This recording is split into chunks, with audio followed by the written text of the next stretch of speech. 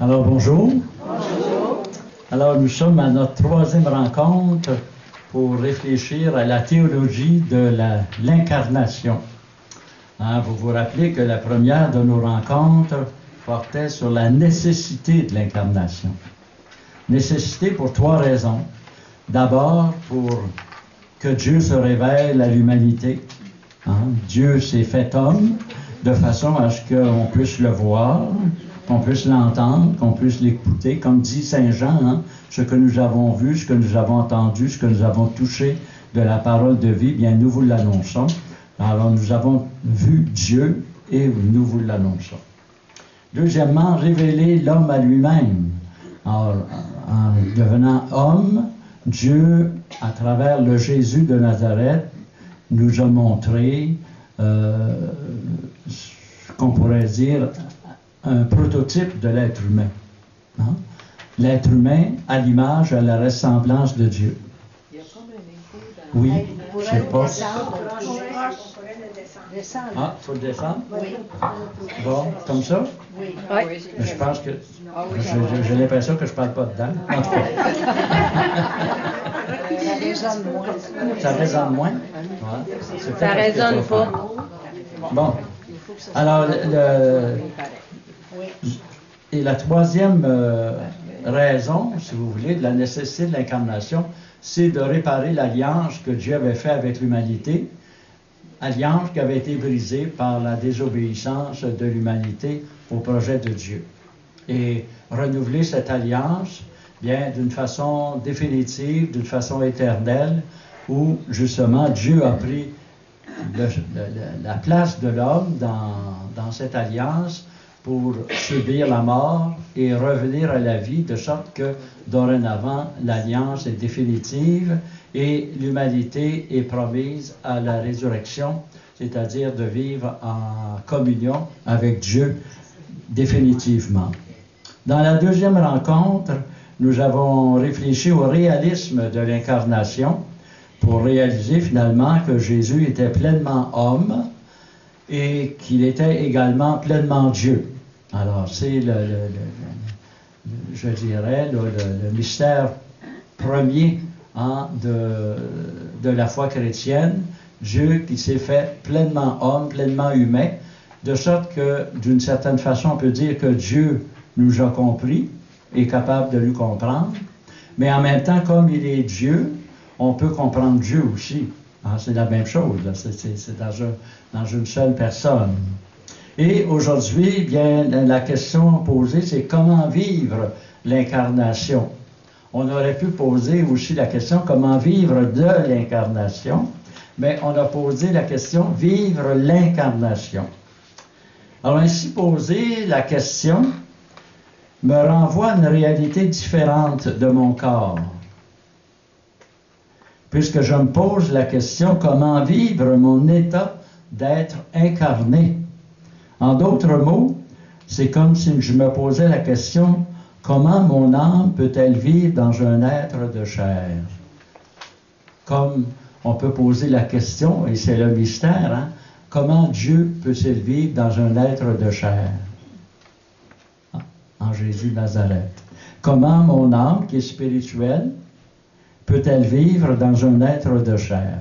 Tout comme Dieu, qui est essentiellement spirituel, a pu vivre dans un être de chair en Jésus de Nazareth. Dans un premier temps, pour répondre à cette question, je dirais qu'il s'agit d'accepter de vivre avec les limites de l'incarnation. Être incarné, c'est nécessairement être limité. Je ne peux pas être partout. Je ne peux pas tout faire. Et je ne peux pas tout connaître. Tout comme Jésus de Nazareth, qui ne retint jalousement d'être l'égal de Dieu, nous dit saint Paul dans l'Épître aux Philippiens.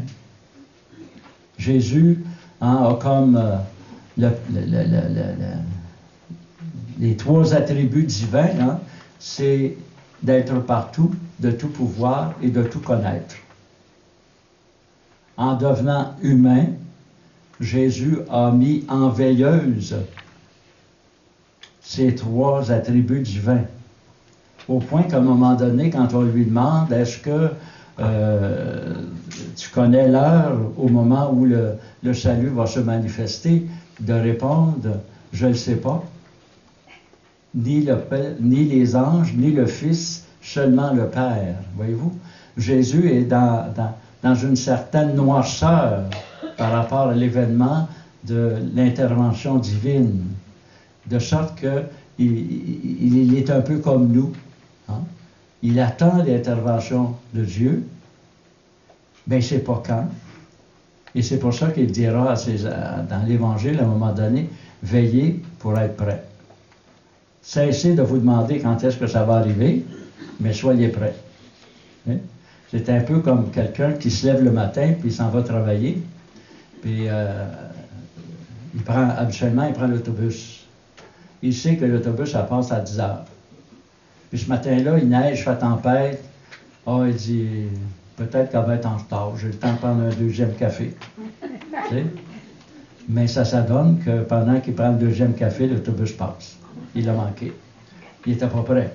Voyez-vous? Jésus dit, soyez prêts. Il va même plus loin, il dit, je viendrai comme un voleur. C'est rare qu'un voleur nous appelle et dit, je vais être là 5 heures. Alors, soyez prêts. Donc, voyez-vous, Jésus n'a pas retenu d'être l'égal de Dieu, puis c'est la même chose. Je ne peux pas tout, je suis limité dans ma capacité de faire des choses. Je suis limité dans ma capacité d'occuper l'espace géographique. On occupe à peu près 2 pieds carrés sur la planète, chacun, tu sais. C'est pas plus que ça, là. Tu sais. Alors, je peux pas être ici, puis en Chine en même temps, puis en Afrique, puis... Bon, alors, voyez-vous, je suis limité dans le temps puis dans l'espace. Je ne sais pas tout non plus. Alors, c'est ça l'être incarné. Je suis partenaire, par conséquent, d'un corps qui n'est pas parfait. Hein? Si on faisait un tour, là, on dirait, bien, est-ce que tu aimes toutes les parties de ton corps? Il y en a que ben, j'aime. Je trouve que j'ai un gros nez. Je trouve que j'ai une trop petite bouche. J'ai des oreilles qui sont mal placées. J'ai une épaule plus basse que l'autre. On a tous quelque chose. Hein? Si on s'était fait, là, on aurait fait ça autrement. Malheureusement, c'est pas nous qui nous avons fait. Alors, voyez, donc, quelque chose, un corps qui n'est pas parfait. C'est un corps qui naît, qui grandit, et puis qui un jour va disparaître. C'est ça notre vie. Hein? C'est ça notre vie. C'est la partie matérielle de mon être, de ce que je suis, de ma personne. Hein? Mon corps, ça fait partie de moi. Ça fait partie de ma personne. Je ne suis pas détaché de ça, là. Hein? Tu sais, il y a quelqu'un qui vous pilerait sa petite orteil, là, ce matin, vous ne direz pas, hey, attention, là, t'as plié sur la petite orteil de mon corps. Ça ne sera pas la réaction, hein? Ôte-toi de là, hein? Ça fait mal partout, jusque dans le pointe des cheveux quand on en a. Voyez-vous comment on est tricoté serré, hein? Tout ça, là, ça forme ce que je suis. Je suis lié à ce corps au point de ne faire qu'un, d'être unique devant les hommes et devant Dieu, hein, tout en étant appelé à l'éternité. Je suis dans un corps, je suis là, c'est ma personne, mais en même temps, je suis appelé à devenir éternel, à devenir spirituel. C'est ça, la route qui est devant nous. Hein. C'est ça. Hein. Que cette personne-là, que ce que je suis, hein, est créé à l'image et à la ressemblance de Dieu. C'est sûr que c'est pas physique, hein? C'est pas physique. C'est-à-dire que je suis doté d'une capacité à aimer comme Dieu seul est capable d'aimer. Hein? C'est l'évangile de demain. Soyez parfaits comme votre Père céleste est parfait. Qu'est-ce qui fait la perfection de Dieu? C'est qu'il fait lever son soleil sur les bons et sur les méchants, qu'il fait pleuvoir sur les bons et sur les méchants. Il ne fait pas de différence entre les personnes. C'est-à-dire d'un amour pouvant aller jusqu'au pardon des ennemis aussi. Hein? Père, pardonne-leur car ils ne savent pas ce qu'ils font, dit Jésus. Alors, voyez, dans un premier temps, là, c'est accepter de vivre dans ces limites corporelles de l'incarnation. C'est ça, être incarné. Dans un deuxième temps, c'est-à-dire en continuant, vivre l'incarnation, hein, c'est aussi vivre au quotidien l'acte créateur de Dieu. Alors, souvent, quand on parle de la création ou qu'on pense à la création, on dit le monde a été créé parfait. Puis là, Dieu s'est croisé les bras. Puis, c'est nous autres qui avons gâté la sauce. Hein? Adam et Ève ont gâté l'affaire. Tu sais, si nous autres, on avait été là, ça aurait été autrement, là, mais nous autres, qui ont gâté la sauce. Les évêques de France, dans leur catéchisme pour adultes, soulignent que l'acte créateur de Dieu, il est actuel. Dieu est en train de nous créer actuellement. Dieu est en train de nous créer. Parce que s'il n'était pas en train de nous créer, nous n'existerions pas. Nous tomberions dans le néant. Ça veut dire que nous sommes dans la pensée et dans le cœur de Dieu à chaque instant. Et Dieu est en train de nous créer. Il est en train de nous créer à son image et à sa ressemblance. À travers les événements de la vie, à travers les personnes que je croise sur ma route, à travers ma propre réflexion personnelle. Alors, vous avez un petit schéma qui est là, qui explique ça. Après ça, je développerai un petit peu plus. Alors, donc, le geste créateur de Dieu n'est pas un geste passé, mais un geste actuel qui me façonne à son image, à sa ressemblance, jusqu'au jour où j'entrerai dans le monde de la résurrection. Et mon être, la personne que je suis, dans l'anthropologie biblique, dans la façon de concevoir l'homme au plan biblique, il y a 3 éléments qui sont intimement liés les uns aux autres. Il y a d'abord la bachar, c'est la partie matérielle de mon être. Hein? Vous avez la nefesh, c'est que je suis animé, je suis un être vivant, comme les animaux.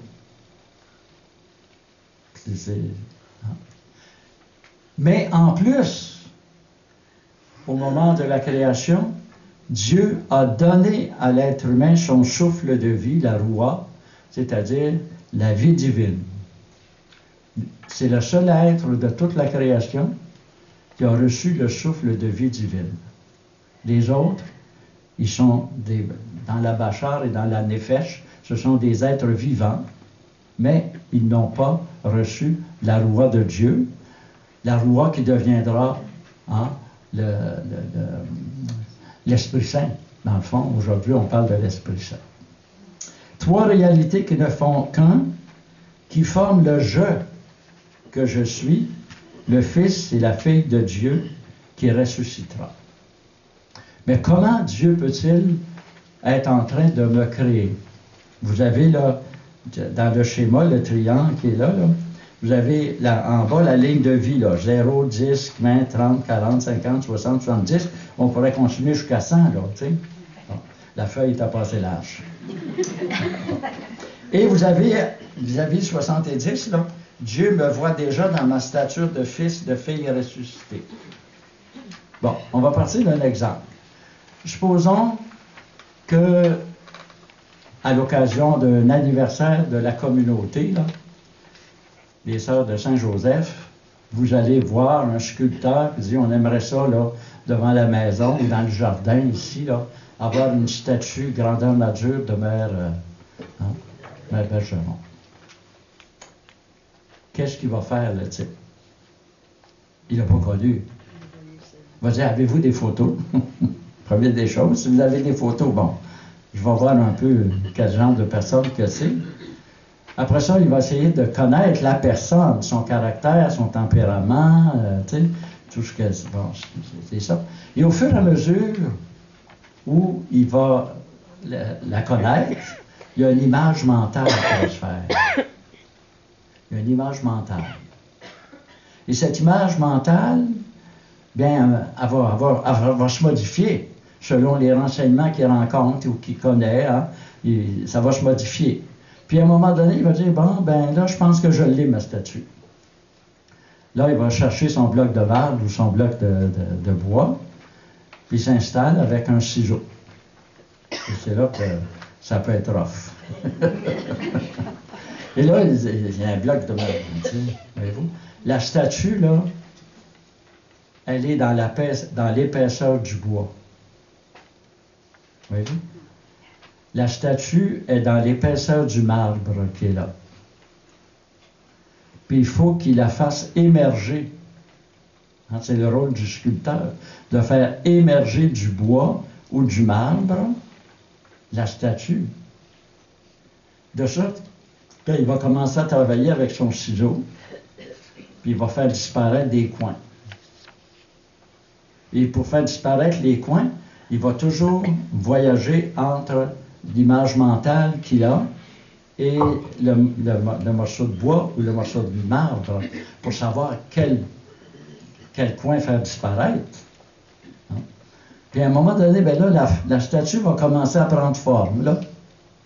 Après ça, ben là, il va aller au détail, tu sais, les plis de la robe, la cornette, comment elle est placée, puis on y voit les yeux, as-tu des lunettes, donc, tu sais.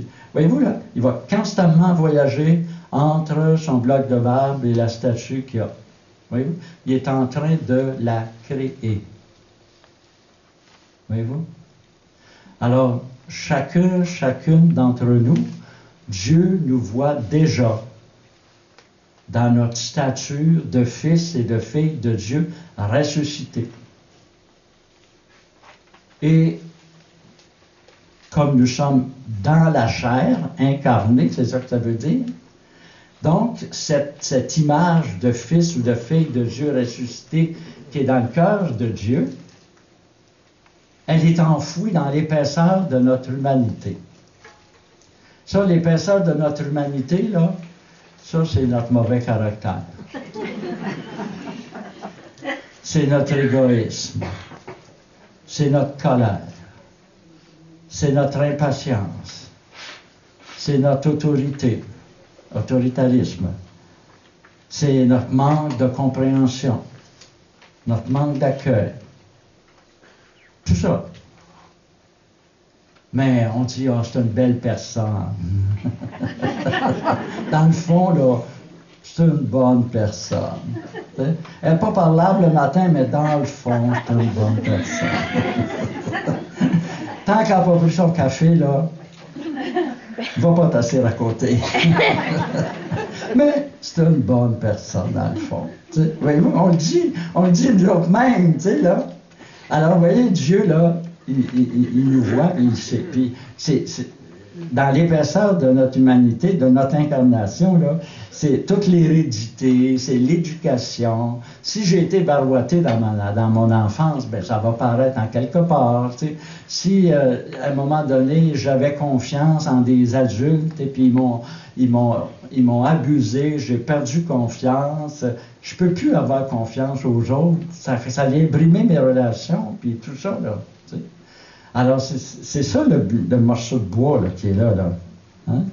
Et Dieu est en train de faire sortir l'image qu'il a de moi dans le monde de la résurrection. Donc, au fur et à mesure de la vie, il va faire disparaître des coins de morceaux de bois. Ça veut dire qu'à un moment donné, il va venir me solliciter avec un couteau. figuré, là, hein, pour enlever un petit peu d'égoïsme dans ma vie. De mettre un petit peu plus de patience. Vous voyez, on apprend, c'est comme ça qu'on change dans la vie, c'est comme ça qu'on avance aussi. Hein? Et au fur et à mesure que j'essaie de répondre aux invitations que le Seigneur me demande, d'aimer davantage, de pardonner, de partager, de respecter, d'accueillir, etc., bien, voyez-vous, c'est des morceaux de bois ou de marbre qui tombent, là. Puis qu'est-ce qui arrive? Ben, c'est la statue qui surgit. Voyez-vous? Puis là, le sculpteur, là, qui fait ma bergeron, là, à un moment donné, là, il dit, ouais, c'est pas pire, là. Je pense que je suis arrivé, là. J'ai pas mal tout... Là, il va prendre un gros papier sablé, là, du gros grain, tu sais, puis il va frotter son morceau de bois, là, pour faire disparaître les coups de ciseaux, puis les coups de marteau, tu sais, puis... parce que là, à un moment donné, il a rencontré un nœud. Puis un nœud, c'est dur, hein? Des fois, il part un éclat plus grand que j'avais prévu, à cause du nœud. Le nœud, ça, c'est le péché. C'est la résistance que j'ai, hein, à me laisser façonner par Dieu. Oui. Mais, finalement, bon, là, il enlève tous les gros coups de ciseaux, puis tout ça. Puis là, après ça, il va prendre un petit papier sablé, fin, pour mettre ça doux. Hein? Puis là, il la trouve belle, sa statue, là, il dit... des fois, entre les deux papiers sablés, par exemple, il peut dire, il y a... il me semble la robe, là, elle tombe pas comme il faut, là, je vais faire enlever ça, tiens, un petit peu là, tu sais. Comme quand on va chez le barbier, là, vous allez chez la coiffeuse, hein? Là, tu dis, là, je déteste aller chez le barbier. Là, tu dis, il a fini. Non, il reprend son ciseau.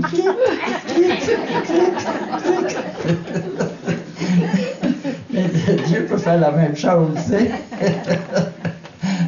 À ce moment-là, puis là, à un moment donné, ben là, il est content, là, tu sais. Fait que là, il va mettre quelque chose dessus pour protéger le bois. Pour garder que, tu sais, le bois, il y a des veines dans le bois, il y a des couleurs dans le bois, comme dans le marbre. Et à ce moment-là, bien, il la trouve tellement belle, cette statue, il ne veut pas qu'elle change. Bien, ça va être la même chose pour nous. Dieu dit, il veut nous garder comme ça pour l'éternité parce qu'on a atteint l'amour qu'il voulait qu'on atteigne. Mais il y a un petit chose de spécial avec Dieu qu'on n'a pas dans le sculpteur, avec le sculpteur. C'est qu'il y a le purgatoire. Voyez-vous? Si on résiste, on va se faire chauffer.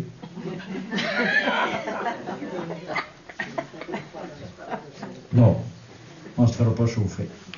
Il n'y a pas de feu. Le purgatoire, là, dans l'Évangile, il y a un endroit où on voit le purgatoire. Savez-vous où?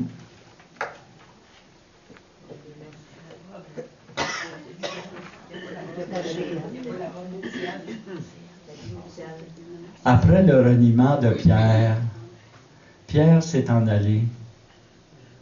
Et là, à un moment donné, Pierre lui a suivi Jésus jusque chez Caïphe. Et puis là, à un moment donné, le regard de Pierre et de Jésus s'est croisé. Voyez-vous? Et Jésus a regardé Pierre, et Pierre a pris conscience de son manque d'amour. Et il pleura amèrement. Je ne pense pas que le regard de Jésus ait été un regard de colère. Et même pas un regard de pitié, mais un regard d'amour à l'égard de Pierre. Un regard à travers lequel Pierre a compris que malgré les 3 reniements qu'il avait faits, Jésus l'aimait encore.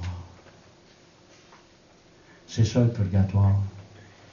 L'amour de Dieu va nous purifier. Un peu comme une mère ou un père son enfant a fait une gaffe. Il ne peut pas en vouloir à son garçon ou à son enfant. La mère ne peut pas en vouloir à son enfant. Elle n'aimera pas le comportement, ça c'est évident. Mais son enfant, elle va toujours l'aimer. Hein? Puis elle va le regarder, puis il est une belle personne, hein, dans le fond. Hein? Il est bon, mon petit gars. Il est bon. Elle est bonne, ma petite fille. Hein? Voyez-vous? C'est ça l'amour. Hein? Alors Dieu est en train de me façonner, mais il a déjà son modèle. Hein? Et puis remarquez que c'est un modèle unique, là. On n'est pas fait en série ou à la machine, là. Hein? C'est unique, on est unique. Et c'est tout moi qui va ressusciter, là. Hein? C'est tout moi qui va ressusciter. C'est ma personne. C'est ce que je suis. Hein? Pourquoi? Parce que je vais être capable d'entrer en relation avec Dieu. Je ne me fondrai pas en Dieu, là.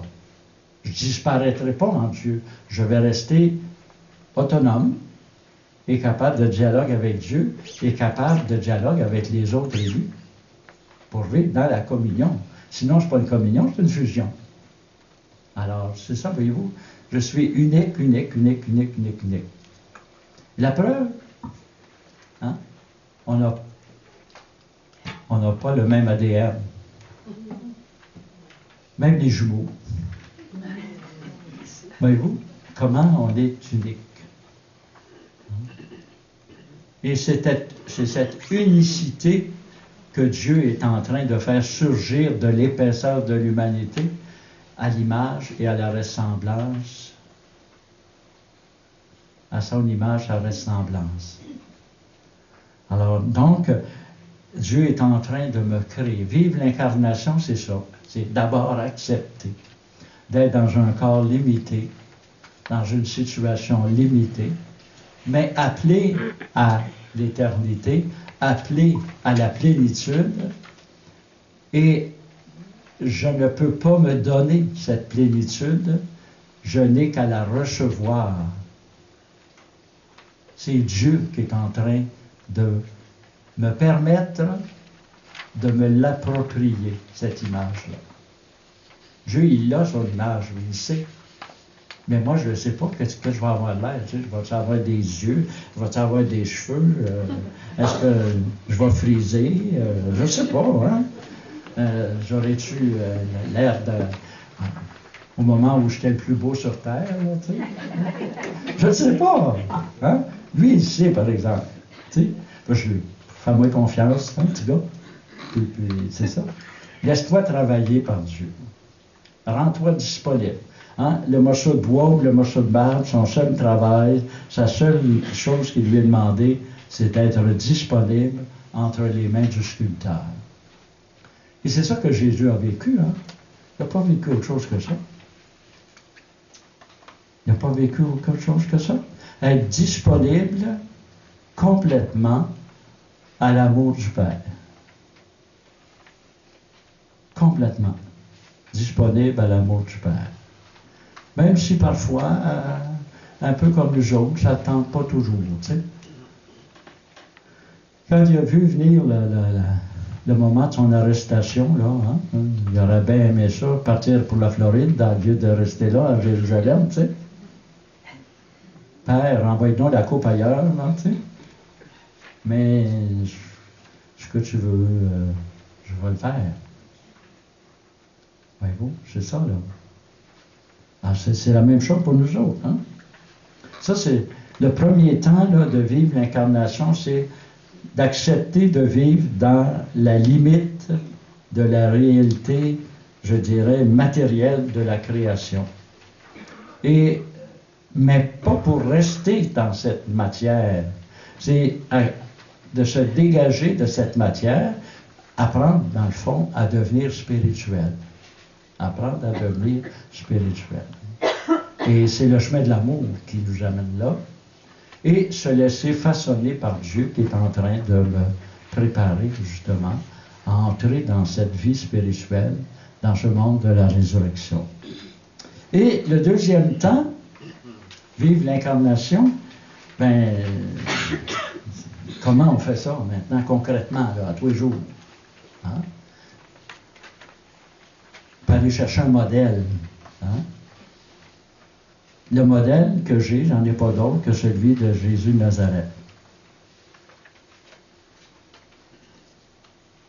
Remarquez que je fais ici une distinction entre le Jésus de Nazareth et le Christ. Le Christ, lui, il a déjà traversé l'autre bord, il est déjà spirituel, il a déjà ressuscité. Le Jésus de Nazareth, il est en apprentissage. Hein? Le Jésus, là, il n'avait pas la science infuse, d'abord d'un. Puis il a fallu qu'il apprenne à marcher, il a fallu qu'il apprenne à parler, il a fallu qu'il apprenne à... Marie, elle lui a dit à un moment donné, là, les doigts, là, ça ne va pas dans le nez. Là. Non, ben, tu sais, il a été un enfant, il a agi en enfant. Peut-être qu'à un moment donné, Joseph, il a dit, ben, va voir ta mère, là, tu me déranges, là, tu m'empêches de travailler. Peut-être aussi qu'à un moment donné, là, il est arrivé des gens à la maison, puis il a passé en courant se cacher en dessous des jupes de sa mère, tu sais, comme un enfant va faire aujourd'hui. Il a vécu l'être humain, là. Bon. Alors, c'est là que je peux trouver un apprentissage, comment, moi, vivre l'incarnation, parce que c'est ça qui vivait Jésus, là, l'incarnation. Bon. Alors, si vous voulez, vous avez un texte de l'Évangile qui est là. Hein? Comment Jésus vit-il son incarnation? C'est tiré de l'Évangile de Marc, au chapitre 1, versets 21 jusqu'à 39. C'est ce qu'on appelle dans le langage biblique une journée dans la vie de Jésus. Qu'est-ce qui faisait Jésus dans une journée? Il pénètre dans Capharnaüm. Jésus vient d'appeler les 4 apôtres, là, Pierre, Jacques et Jean, puis ils sont partis. Il pénètre dans dans le village de Capharnaüm, et dès le jour du sabbat, entré dans la synagogue, Jésus enseignait.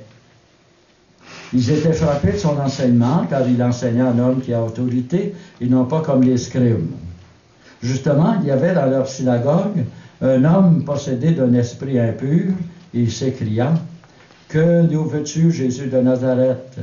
Tu es venu pour nous perdre, je sais qui tu es, le Saint de Dieu. » Jésus lui commanda sévèrement, « Tais-toi et sors de cet homme. » L'esprit impur le secoua avec violence, et il sortit de lui en poussant un grand cri.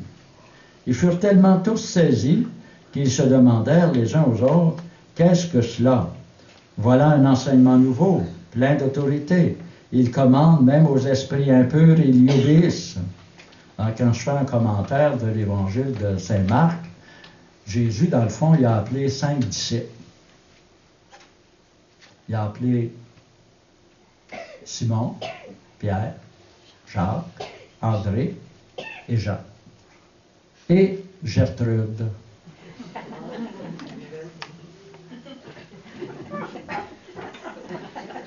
Je l'appelle Gertrude, parce que j'avais une tante qui s'appelait Gertrude, je l'aimais bien. Alors, Gertrude, qu'est-ce qu'elle fait? Elle y suit. Mais dans le fond, Gertrude, c'est le lecteur de l'Évangile. Hein? Alors, Gertrude, elle rentre à Capharnaüm, puis elle rentre dans la synagogue, et puis elle entend Jésus, puis elle voit guérir l'homme possédé, puis elle entend tous les commentaires. Mon Dieu, qu'est-ce que c'est ça? Ce gars-là, hein, comme dirait M. Bouchard, qui c'est ce gars-là, là? Tu sais? Hein? Il enseigne avec autorité. Hein? Gertrude entend ça. Hein? Et sa renommée se répandit aussitôt partout dans toute la région de Galilée. Juste en sortant de la synagogue, ils allèrent avec Jacques, Jean, dans la maison de Simon et d'André. Or, la belle-mère de Simon était couchée, elle avait de la fièvre. Aussitôt, on parle d'elle à Jésus. S'approche, la fit lever, en lui parlant la main, la fièvre le quitta et se mit à les servir. Ben oui, tu sais, Simon, André, Jacques et Jean, ils ont trouvé Jésus tellement intéressant dans la synagogue. En sortant de là, ils ont dit, bien, viens, je suis pas à la maison, tu sais, on va continuer à jaser. Tu sais, ils arrivent à la maison, puis la belle-mère est malade. Qui va faire le souper? Une chance que Jésus était là, il l'a guéri, puis a s'est levé, puis a fait le souper.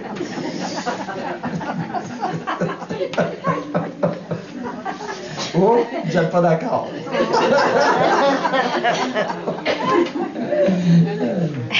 Imaginez-vous, hein? Là, ça s'est répété, là, que la belle-mère était malade et Jésus l'avait guérie. Puis Capharnaüm, tu sais, c'est grand. Saint-Nazaire, c'est plus gros que Capharnaüm, tu sais. Alors, ça n'a pas pris de temps que ça s'est répandu, la nouvelle, hein, qu'il y avait quelqu'un en place qui était capable de guérir les gens. Hein. Le soir, on amène tous les malades, hein, pour se faire guérir. Hein. Alors, le soir venu, après le coucher du soleil, on se mit à lui amener tous les malades, les démoniaques. La ville toute entière, hein, était rassemblée à la porte. Il guérit de nombreux malades, souffrant de maux de toutes sortes, et il chassa de nombreux démons. Il ne laissait pas parler les démons parce que ceux-ci le connaissaient. Au matin, à la nuit noire, Jésus se leva, sortit, s'en alla dans un lieu désert. Là, il priait. Simon se mit à sa recherche, ainsi que ses compagnons. Ben oui, hey, on a un médecin gratis dans la place, puis il s'en va. Hey, on va l'arrêter, on va le garder, hein? On va le chercher, puis on va dire, tu restes ici, là. Hein?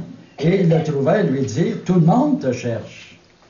Il leur dit, allons ailleurs, dans les bourgs voisins, pour que je prononce aussi l'Évangile, car c'est pour cela que je suis sorti. Sorti de la maison, mais sorti de Dieu aussi. C'est pour ça que je me suis incarné, pour annoncer la bonne nouvelle. Et il alla dans toute la Galilée, il prêchait dans leur synagogue, il chassait beaucoup de démons. Alors, que fait Jésus, dans le fond, dans ce passage, hein? Dans une journée, qu'est-ce qu'il fait Jésus? Il enseigne. Il enseigne. Il enseigne par la parole, puis il enseigne par le témoignage. Il soigne les relations humaines. Il y a des relations humaines de qualité. Hein? Ses amis l'invitent chez eux, puis s'il est à bête, il ne l'invitera pas. Hein? Donc, il soigne ses qualités, ses relations humaines. Puis il porte une attention particulière aux petits et aux malades, il les guérit. Il les encourage. Il leur donne une bonne parole. Il crée de l'espérance. Et puis, il prie. Alors, vous avez 4 éléments, hein, qui nous disent, bien, comment vivre l'incarnation? Tu te poses des questions? Regarde, c'est bien simple. Tu vis la parole et t'en témoignes. Deuxièmement, tu soignes tes relations humaines. Puis si tu soignes tes relations humaines, là, ben c'est là que va sauter les petits corps, des petits morceaux, tu sais. Des petits morceaux, là. L'égoïsme, la colère, l'impatience, et tout ça, là. Ça n'a pas de place dans des bonnes relations humaines, hein. Fait que c'est là que ça va sauter. Hein? Et tu vas porter une attention aux petits, aux pauvres, aux malades. C'est une façon d'aimer, hein, à la manière de Dieu qui est sensible, Jésus qui était sensible aux petits et aux pauvres. Puis, si tu veux être capable de vivre ça, là, ben, il faut que tu pries un petit peu. Connecte-toi sur le Père. Connecte-toi. Tu vis l'incarnation. Voyez-vous? Vivre l'incarnation, c'est simple. C'est simple, hein? Mais c'est compliqué. C'est compliqué parce que ça demande un effort, ça demande une volonté, ça demande un engagement. Hein? C'est ça. Comme Dieu s'est engagé à notre égard aussi.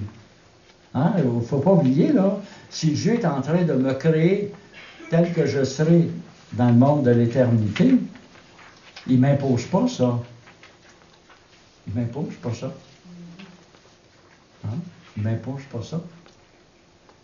Il me propose ça. Et à ce moment-là, si j'accepte, ça devient une alliance entre Dieu et moi. Dieu me façonne, puis moi je me laisse façonner. Des fois, ben, c'est un petit peu plus rough. Des fois, ça va bien.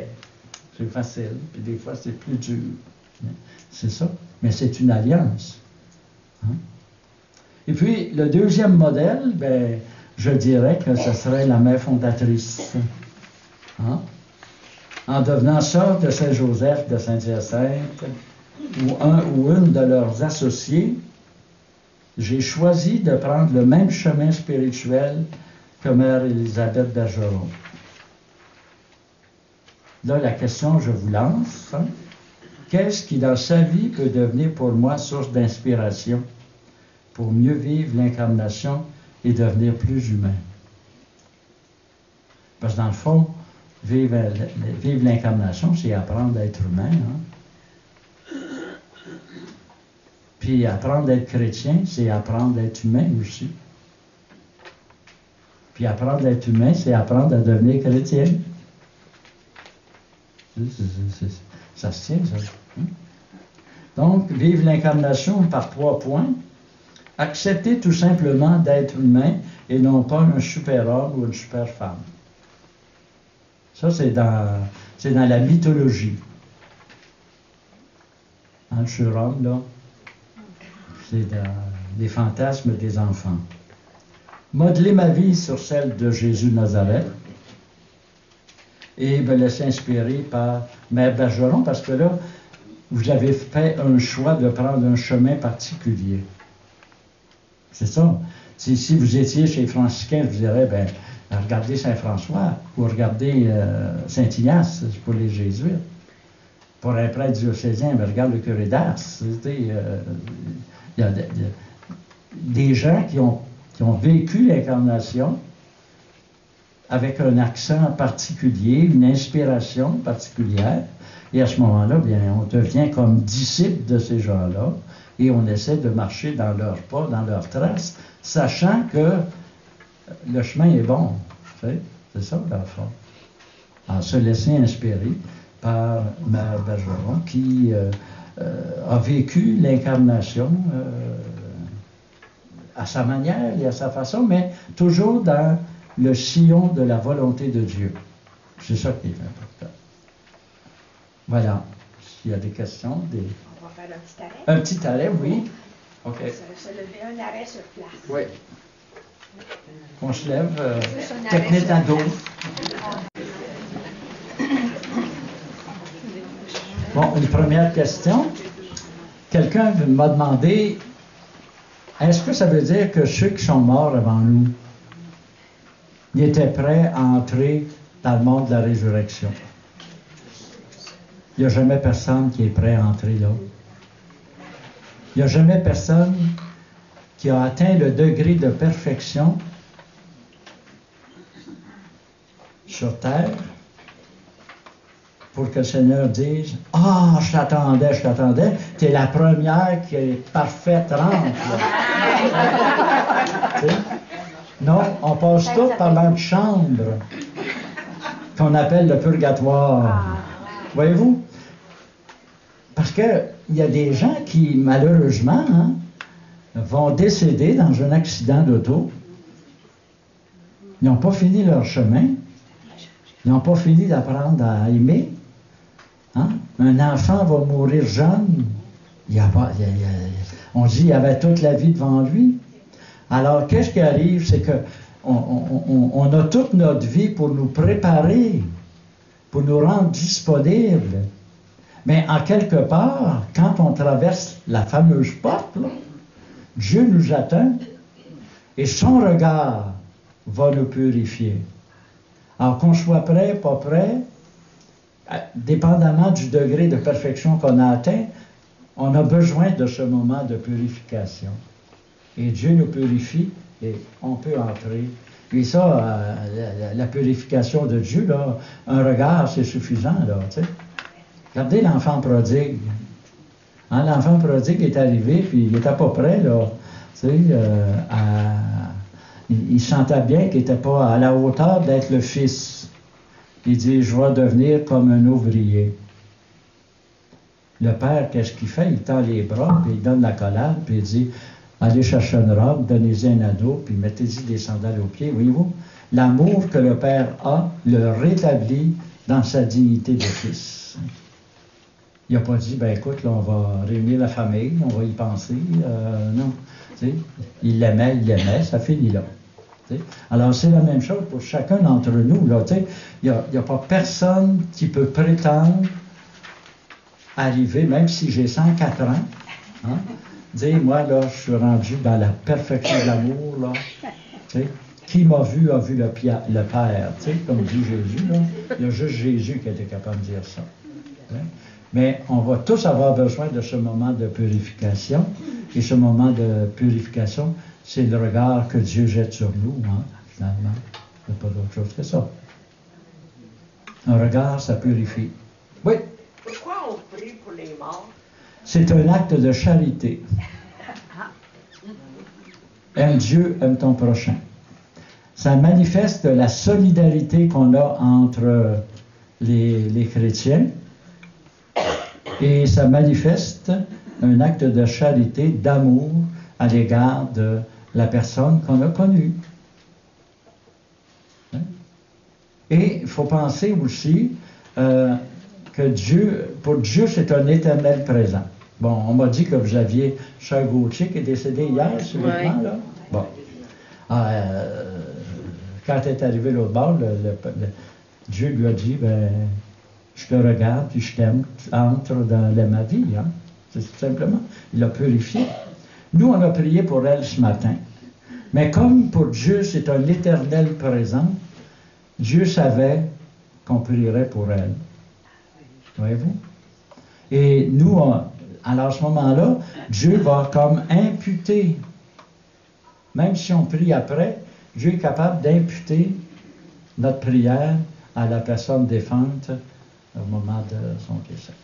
Voyez-vous, c'est un acte d'amour, dans le fond, de prier pour les défunts. C'est un acte. Dieu demande deux choses. Aime Dieu, aime ton prochain.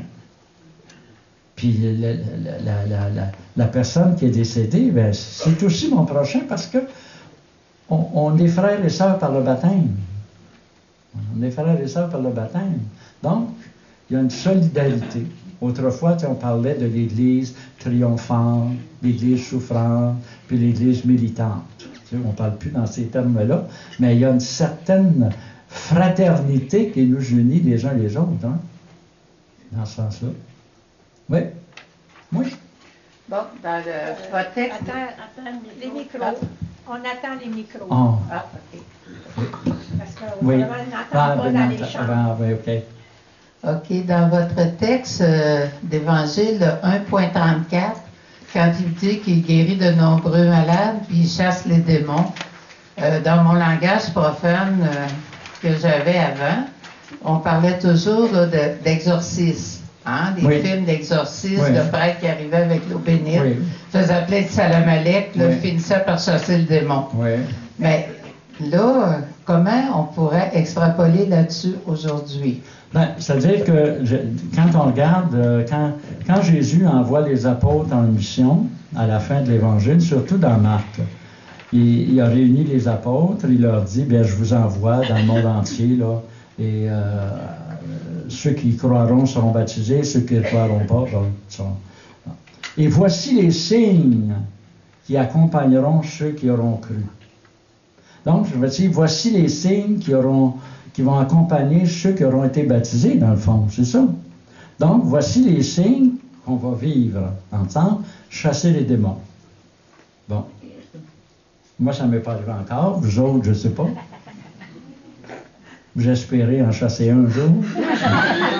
Hein? Hein? On dit une personne est possédée du démon. Si elle est possédée, c'est parce qu'elle ne se possède plus. Donc, chasser les démons, c'est rendre une personne à elle-même. C'est ça, hein? Il peut y avoir de véritables possessions, mais c'est très, très rare. C'est très rare. Cependant, je peux être possédé par le jeu, par le sexe, par la drogue, par l'argent, par la recherche de gloire, par toutes sortes de choses. Alors, chasser les démons, c'est libérer les gens de ça, travailler à libérer les gens de ça. Vous savez, les gens, les travailleurs de rue qui travaillent avec les prostituées, puis qui travaillent avec les drogués, là, ils chassent des démons parce qu'ils permettent à ces gens-là de se reprendre en main, de se retrouver. Ils l'ignorent, eux autres, qui font ça, là. Ils ne savent pas, mais c'est ça qu'ils font. Voyez-vous? Alors, apprendre, c'est, dans le fond, chasser les démons, c'est se libérer les uns les autres. Hein? C'est ça, dans le fond. Hein? Chasser les démons, après ça, c'est... Attendez un petit peu, là. D'habitude, je le dis tout d'un bout, là, puis là, je le laisse séparer. Chasser les démons, donc. Ils parleront d'un langage nouveau. De quoi on parle dans le monde? C'est moi qui est important. Les autres doivent me servir. Ce qu'il faut, c'est de l'argent. Tu me fais du tort, tu vas payer, je vais te traîner en cours. Je vais me venger. Voyez-vous, là? Alors que nous, entre chrétiens, on parle de partage, de pardon, de miséricorde. C'est un langage nouveau par rapport à celui du monde. Hein? Et si tu fais ça, là, tu vas rencontrer sur ton chemin des forces de mort. C'est-à-dire des forces hostiles, des gens qui vont te persécuter, des gens qui vont t'en vouloir. Alors c'est pour ça que si tu prends dans tes mains des serpents ou si tu bois un poison mortel, ça ne te fera aucun mal. Voyez-vous? Pourquoi? Parce que tu es promis à la résurrection. Ils ne peuvent pas t'anéantir, tu es promis à la résurrection. Mais si tu t'engages dans la société à défendre des valeurs de l'Évangile, puis à prendre la défense des petits et des pauvres, bien, en ce moment-là, tu vas rencontrer des forces de mort, des forces hostiles. Et finalement, bien, ils vont imposer les mains aux malades, ils vont se pencher sur les petits. Hein, un malade, habituellement, c'est rare quand on va aller porter un verre d'eau à un malade, tu sais. Quand on va porter un verre d'eau à un malade, c'est comme ça. On se penche sur les malades, sur les petits. Et ils se trouvent bien, ils se trouvent guéris. Bon, ça peut arriver qu'on va... La médecine a guéri du monde, là. Hein? Il y en a des gens qui sont guéris, mais surtout, ils sont mieux, sont bien, sont heureux, sont quelqu'un, sont encore en vie. C'est ça. C'est ça la mission. C'est pas autre chose que ça. C'est simple, l'Évangile, hein? Mais, mon Dieu, c'est compliqué à vivre. Ça, c'est parce qu'on est incarné. Oui.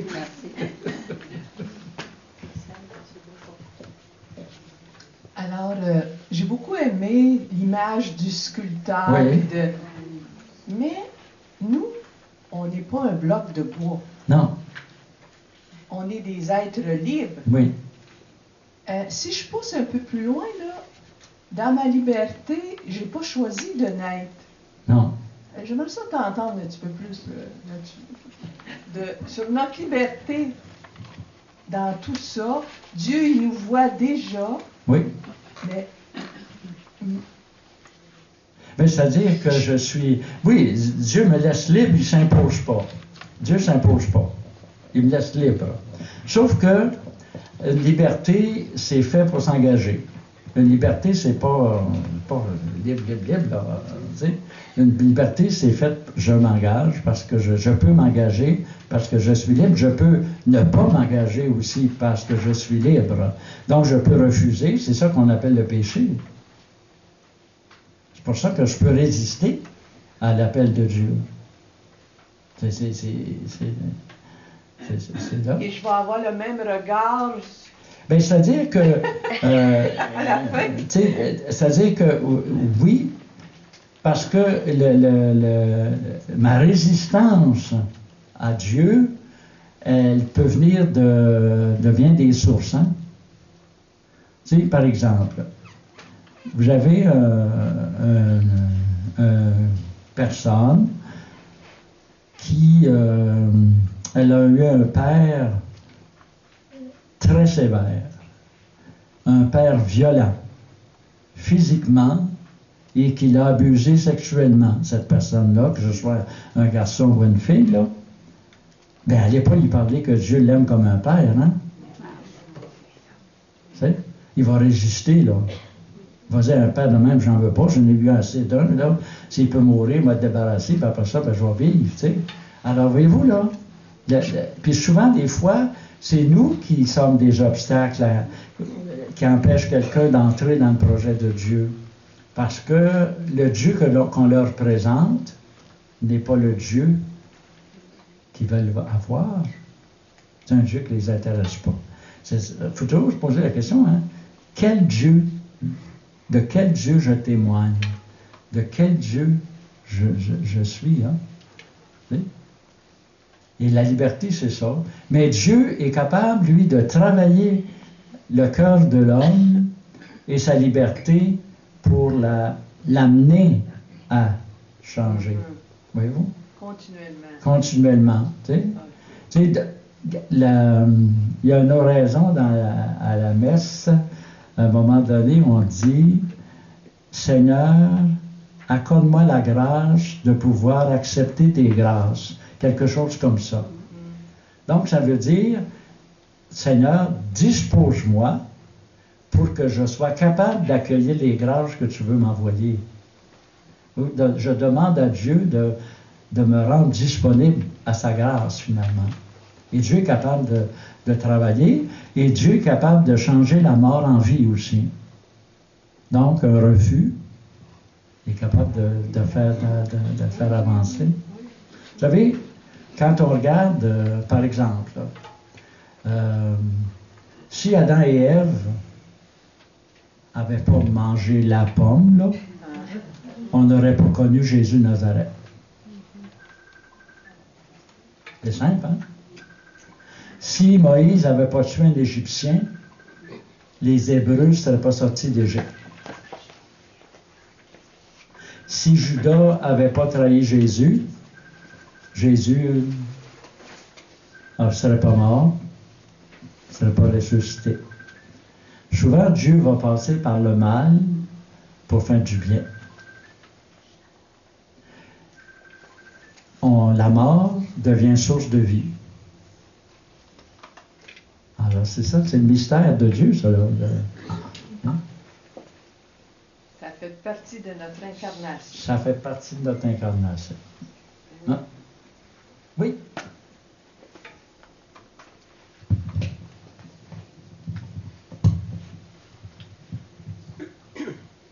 Moi, j'aime ça quand tu dis ça dépend quel Dieu. Hein? Oui. Et des fois, j'ai de la misère un peu, là, avec la volonté de Dieu. Tu sais, en disant, par exemple, quand le Christ a dit « j'accepte ta volonté », en même temps, est-ce que c'était la volonté de Dieu que le Christ, qui voulait la mort de son Fils? Bon, tu sais, dans notre façon de parler, on a de la difficulté beaucoup à nuancer tout ça. Hein. Oui. Tu viens de dire, là, si Jésus, non, s'il n'y avait pas eu Adam et Ève pour faire le péché originel, manger la pomme en question, on n'aurait peut-être pas connu Jésus. Puis en même temps, c'était peut-être une nécessité, justement, d'incarnation pour qu'on connaisse Dieu. Oui. Hein? Oui. Alors, il n'y a peut-être pas de lien obligatoire non plus, Non. je ne sais pas. Bon. Il ne faut pas faire de lien direct, de choses à conséquence, hein? Ça c'est évident. Et puis, donc, ta première affirmation, c'était... La volonté de Dieu. Bon, la volonté de Dieu. Voyez-vous, la volonté de Dieu, c'était pas que Jésus meure. Souffre, tout ça. Parce que si ça avait été la volonté de Dieu, là, que Jésus meure, là, il ne l'aurait pas ressuscité. Il aurait dit... Tant mieux, le job est fait. La volonté de Dieu sur Jésus, et ça, c'est la volonté de Dieu sur nous aussi. La volonté de Dieu sur Jésus, c'était « Je t'envoie ». Hein? Le prophète Isaïe dit ça. Hein? Dieu dit « Qui enverrai-je? Qui enverrai-je? Me voici, envoie-moi ». Hein? Le prophète Isaïe dit ça. Mais dans le fond, il préfigure Jésus, là. Qui enverrai-je? Jésus dit, me voici. Et il devient Jésus Nazareth. Et pourquoi Dieu l'a envoyé? C'est pour nous parler de l'amour que le Père a pour chacun de ses enfants. Parler dans un langage humain. C'est-à-dire qu'on est capable d'entendre, c'est-à-dire qu'on est capable de voir, puis qu'on est capable de comprendre. C'est ça qui était la mission, et c'est ça que Jésus attendait, que Dieu attendait de Jésus.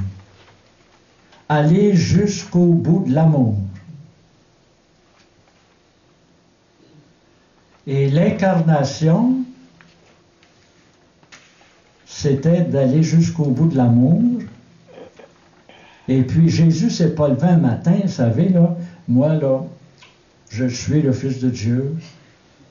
On est allé avec mes apôtres passer 15 jours sur le bord de la mer Morte, là. On est en pleine forme. Voici, je m'en viens prendre ma croix et je vais monter au calvaire et tout ça. Et puis, tu es en train de planter des clous, là. Vas-y, bon vieux, fais fort, arrange-toi que ça tienne, parce que dans 3 jours, tu vas voir ce qui va se passer. C'est pas de même que ça s'est passé.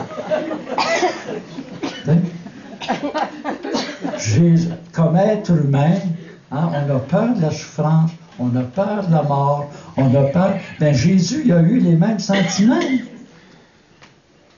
Mais il comprenait, hein, à travers l'Écriture, la parole de Dieu, puis à travers les gestes qu'il posait, puis sa prière, il comprenait qu'il fallait qu'il aime.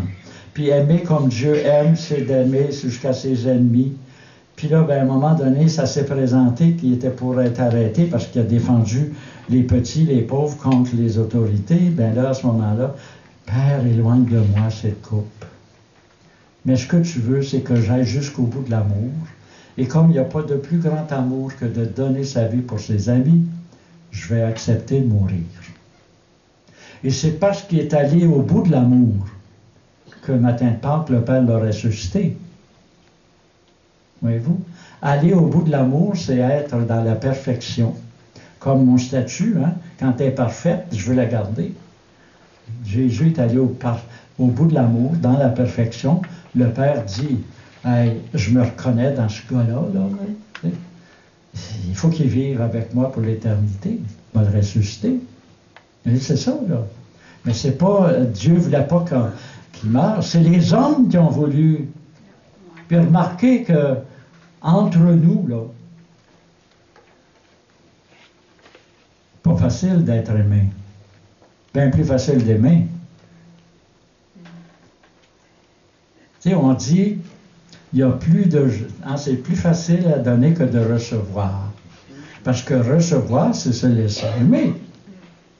Mais donner, c'est aimer. Mais c'est subtil. Mais en même temps, quand je donne, l'autre m'est redevable. En politique, ça marche de même. Je te fais de valeur, tu me renverras l'ascenseur dans quelques années. Voyez-vous?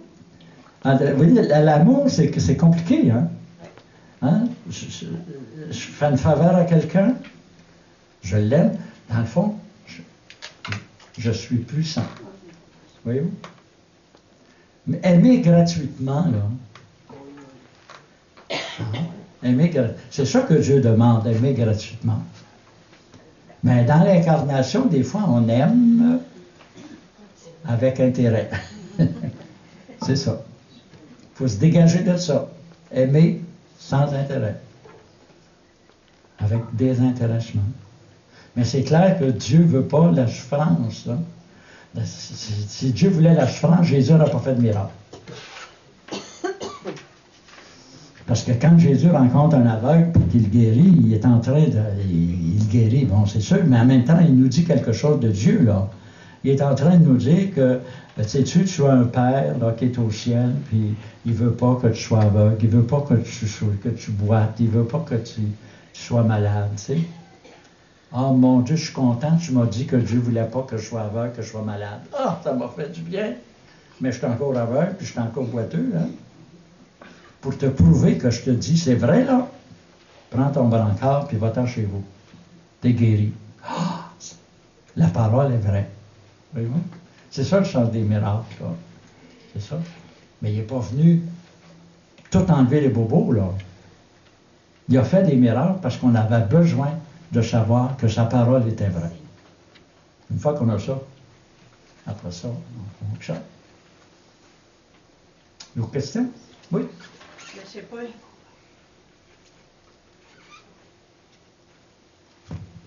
C'est pas une question, mais moi, je t'ai parlé de la transfiguration. Oui.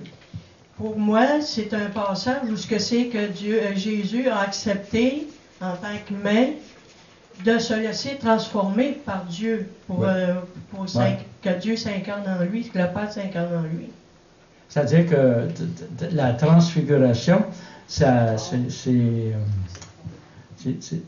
comme si... c'est parce que, voyez-vous, dans la... Bon, je vais essayer de prendre un exemple. Là. Supposons que vous tombez en amour. Tu t'en vas sur la rue Cascade, puis tu rencontres le gars de ta vie. Puis imagine-toi qu'il a traversé la rue pour venir te parler. Venez-vous prendre un café, mademoiselle? Hey, tu retournes chez vous. Transfigure. Puis tes parents ils disent, il s'est passé quelque chose l'après-midi, elle n'a pas pied à terre. La mère a dit au père, a dit, as-tu vu l'air? Elle est toute transfigurée. Ben là, elle a trouvé l'amour. Jésus, dans la transfiguration, il est avec Moïse et Élie. Ça, c'est la parole de Dieu. Donc, c'est comme si Jésus avait compris le sens de sa mission dans cet événement-là, à la lumière de la parole de Dieu. Il a compris pourquoi il était là sur terre. Il a trouvé ça dans la parole de Dieu. Et tout de suite après, on nous dit, à partir de là, il a pris résolument le chemin pour monter à Jérusalem. Voyez-vous, il a compris le sens de sa vie dans cet événement-là, mais il l'a compris où? À partir de la parole de Dieu. Rappelez-vous, vous autres, là, vous êtes religieuses. À un moment donné, tu te poses des questions. J'en faisais avec une religieuse cette semaine, puis elle m'expliquait que quand est venu le temps de savoir qu'est-ce qu'elle fait dans la vie, puis tout ça. Puis là, ben, elle avait frappé un livre, là, toutes les communautés religieuses étaient représentées. Puis là, ben, elle a écrit à quelques communautés, puis tout ça. Puis à un moment donné, là, ben, elle est allée en voir quelques-unes.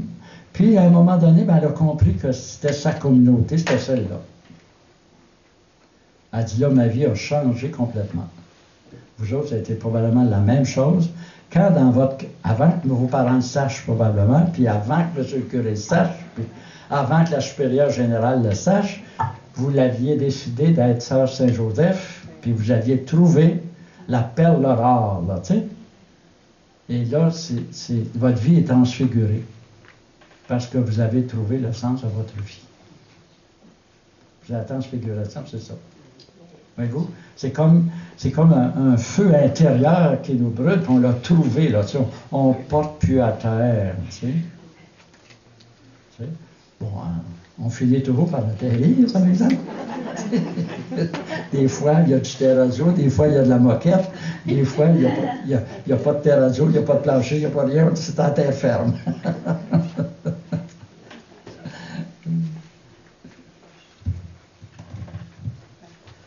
Moi, je trouve ça consolant, ce qu'on entend, éclairant, mais il faut toujours laisser de la place au mystère. Oui. C'est pas pour rien que dans notre religion, on parle du mystère de l'incarnation. Ouais. Alors, Dieu attend qu'on ait assez d'humilité pour donner la place au mystère, de ne pas tout comprendre, tout saisir clairement. Et c'est là que la surprise va être belle, quand on va le voir face à face. Vous savez, il y a 3 mystères dans la foi chrétienne. 3 mystères qui se tiennent et qui sont inséparables. la création, l'incarnation et la résurrection. 3 mystères qui se tiennent, c'est inséparable. Hein? Quand Dieu crée, c'est pour l'éternité. Donc, ça touche la résurrection. Et quand il crée, c'est dans l'incarnation, c'est dans la chair qu'il a d'abord créé pour arriver à la réincarnation. C'est ça, dans le fond. Et on vient de Dieu, on est des pèlerins qui s'en vont vers Dieu. C'était l'Évangile dimanche, le 15 jours. D'où viens-je?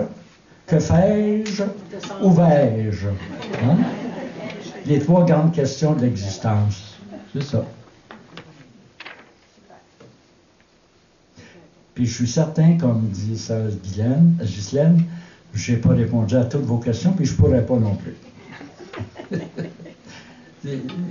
C'est ça, le mystère, parce que s'il n'y a plus de mystère, il n'y a plus de foi. Hein? Il n'y a plus de foi. C'est de la science. Il n'y a plus de foi. Et ce qui fait la valeur de la foi, c'est justement d'avancer dans le mystère. Sauf que, autrefois, on disait, c'est un mystère, c'est une réalité qu'on ne peut pas comprendre, mais qu'il faut croire. Ça voulait dire, petit gars, là, crois ce que je te dis, mais pose-moi pas de questions. C'était la job des curés, c'est épouvantable. Ben oui, aujourd'hui, ce qu'on dit, un mystère, c'est une réalité qu'on n'a jamais fini de comprendre. Hein? Un mystère, une personne humaine est un mystère. Bon, je sais que quand je rencontre une personne, physiquement, je vois, elle a des cheveux de telle couleur, elle a tel âge, elle porte des lunettes, etc., etc. Mais je ne sais pas, moi, est-ce qu'elle joue du piano? Est-ce qu'elle joue du violon? Est-ce qu'elle chante bien? Est-ce qu'elle fait du bon sucre à crème? Je ne sais pas. Est-ce qu'elle fait du pâté chinois, steak, bédane, patate? Je ne sais pas. Hein? Voyez-vous, c'est la fréquentation qui va me permettre de découvrir qui elle est. Hein? C'est ça le sens des fréquentations, hein, avant le mariage. Tu sais, je peux bien trouver quelqu'un puis tomber en amour parce qu'elle a un beau corps, puis ça m'excite. Mais si j'apprends à la connaître, peut-être que je vais me rendre compte que c'est un beau corps avec un caractère de chien. Hein? Puis elle n'a pas un beau corps, mais mon Dieu, qu'elle est bonne, elle est compréhensive, elle est douce. Hein? Vous voyez, là? Le mystère, il est à comprendre. Alors, dans la foi, c'est la même chose. Hein? Et lisez l'Évangile, lisez la Bible. Ça fait 40 ans, 50 ans que je travaille là-dedans. Puis à chaque jour, je découvre quelque chose. C'est un mystère qu'on n'a jamais fini de comprendre. Voilà. Je pense qu'il y a une question derrière. Là, je vois un micro qui s'agite. Dernière question. Mais peut-être que j'ai manqué quelque chose. Je suis arrivée quelques minutes en retard. Mais quand on évoque notre humanité, oui, on souligne souvent l'épaisseur, mais que de capacité dans notre humanité. Ça demeure un aspect que il me semble qu'on oublie souvent. Je veux dire que quand je dis l'épaisseur de l'humanité, c'est parce que c'est sûr qu'il y a des charismes, on a des dons, des talents, tout ça. C'est avec ça que je vais répondre à l'invitation de Dieu.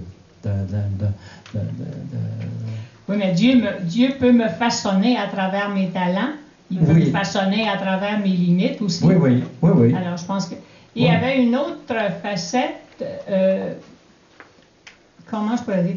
Il me semble que tu as évoqué au moins 2 sortes de résistance. À un moment donné, tu as dit la résistance, c'est le péché.